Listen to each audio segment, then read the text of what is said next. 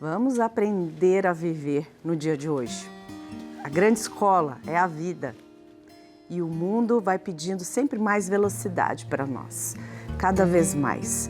Ontem, na homilia do Padre Ulisses, do Evangelho de Marta e Maria, nossa, como a gente pôde aprender. E que trecho, que recorte tão significativo da palavra de Deus, que Ele com tanta sabedoria nos traz, né? Nós temos tanto para fazer, e será que nós estamos acolhendo o próximo também?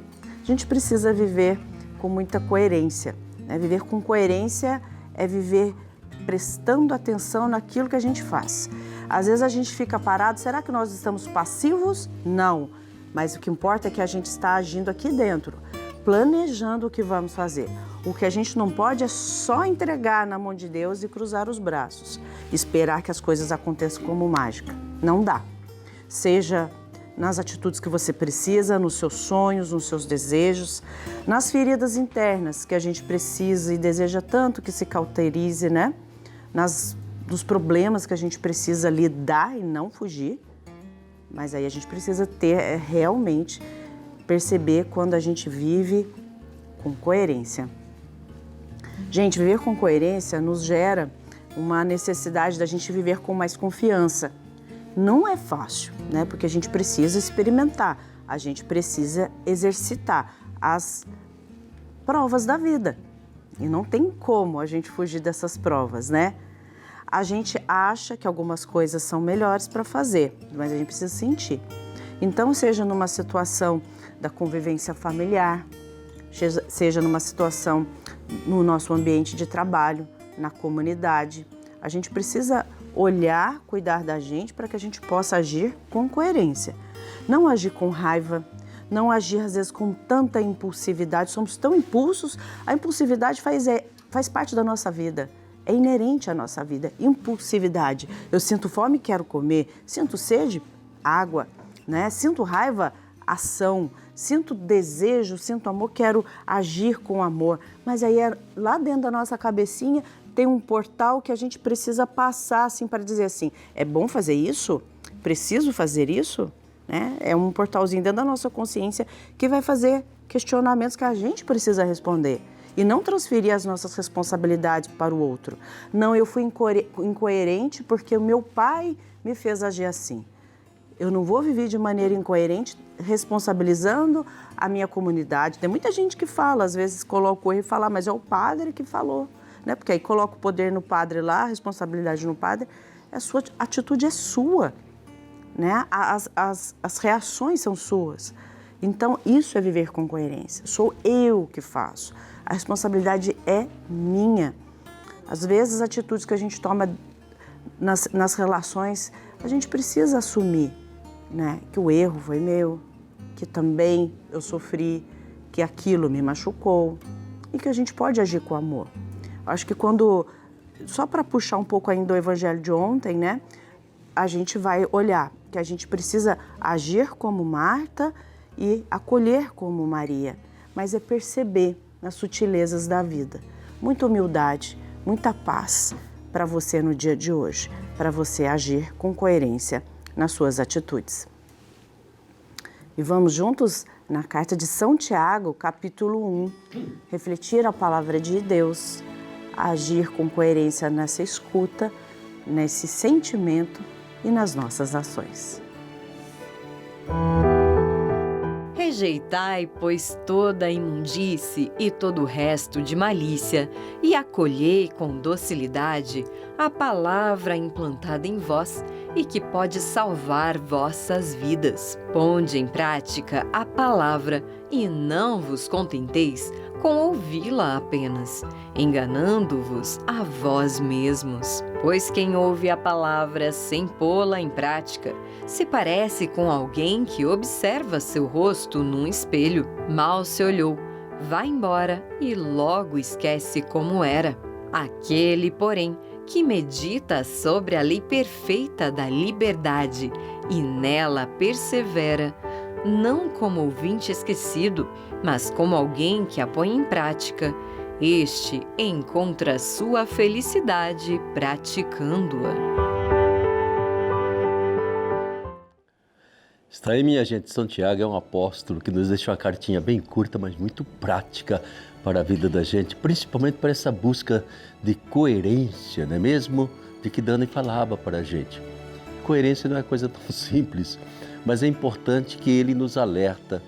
Para que eu seja coerente, eu tenho que afastar de mim, muitas vezes, a tentação da malícia, da maldade, né?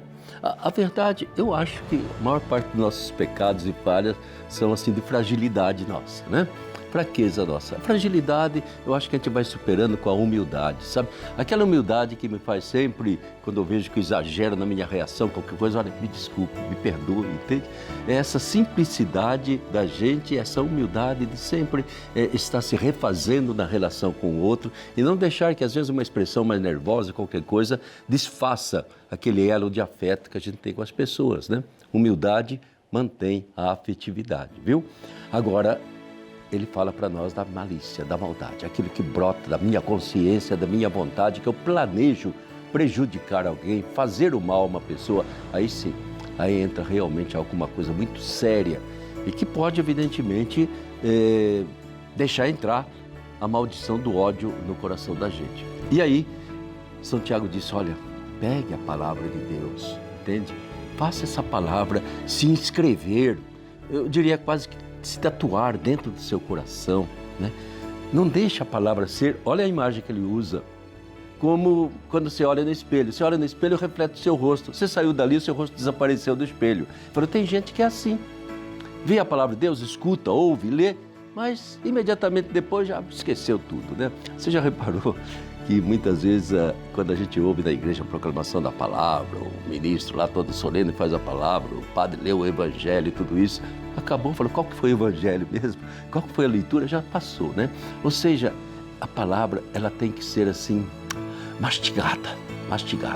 E quando ela é mastigada, é a hora que eu presto atenção em cada afirmação, em cada palavra, e vou escrevendo, gravando aquilo lá dentro de mim, né? Então, quando essa palavra, ela é assumida pelo meu ser, ela penetra na minha consciência, então sim, ele diz, essa palavra vai trazer para você a felicidade, a palavra de Deus. Daí a nossa insistência constante de ter em casa uma Bíblia aberta, não fechada na estante. Segundo, você é cristão, eu sou cristão, nós abrimos lá no Novo Testamento, na Nova Aliança, lá em Jesus, dos 4 evangelhos, é ali que vem. O Antigo Testamento serve de referência, de profecia, mas a palavra que deve nos orientar, aquele que é o caminho, a verdade e a vida, são os 4 evangelhos. São essas cartas dos apóstolos que formaram as primeiras comunidades, eles nos ajudam também a entender os 4 evangelhos. Mas o núcleo, a essência da nossa fé cristã está na vida e na palavra de Jesus. É isso que diz para nós São Tiago, entende? E que a gente às vezes não percebe, meu Deus, se eu ler a cartinha de São Tiago nessa semana, por exemplo, que são 2 pagininhas ali, que é que custa nada, né? Eu perco muito mais tempo no meu celular do que lendo 3, 4 frases do Evangelho. Mas quando eu leio, releio, penso, gravo em mim, aquilo começa a influenciar o meu modo de pensar, começa a influenciar a minha atitude, começa a purificar em mim tudo aquilo que possa haver de negativo, até se eu herdei do passado, eu começo a mexer. O Evangelho é transformador da nossa vida, o Evangelho é aquilo que realmente me faz buscar uma certa identificação com Jesus, né? É Ele o nosso caminho, verdade e vida, é Ele o Filho de Deus, é Ele o Salvador. Aí quando você ouve o Evangelho na igreja, em qualquer lugar lido, você já conhece, já sabe, já vi, já li, já meditei, já mastiguei tudo aquilo. Aí vale a pena. Então está aí, seja alguém que a palavra tome conta do seu ser. Faça parte da circulação do seu sangue cada dia e você vai viver a vida que Deus quer para você, a vontade de Deus na sua vida, tá bom? Vamos então rezar o nosso Pai Nosso, pedindo que a palavra de Deus seja mais importante para nós. Eu vou dizer para você, mais do que as imagens, medalhas, terços, rosário, é a palavra de Deus. É ela que muda a gente. Vamos rezar, Dani? Vamos, Padre. Pai nosso que estais no céu, santificado seja o vosso nome. Venha a nós o vosso reino, seja feita a vossa vontade, assim na terra como no céu. O pão nosso de cada dia nos dai hoje. Perdoai as nossas ofensas, assim como nós perdoamos a quem nos tem ofendido. E não nos deixeis cair em tentação, mas livrai-nos do mal. Amém. Ave Maria, cheia de graça, o Senhor é convosco. Bendita sois vós entre as mulheres, bendito é o fruto do vosso ventre, Jesus. Santa Maria, Mãe de Deus, rogai por nós, pecadores, agora e na hora de nossa morte. Amém. Glória ao Pai, ao Filho e ao Espírito Santo. Como era no princípio, agora e sempre. Amém. Nossa Senhora Aparecida, Rogai por por nós. nós. Estamos aí, viu? Amém. Que coisa boa, gente. Olha só, né? Então aproveita essa bênção que a gente recebe nessa meditação da palavra de Deus. Sabe? Recebe mesmo, né? Certamente. E viu? para você poder viver bem aí o seu dia, tá?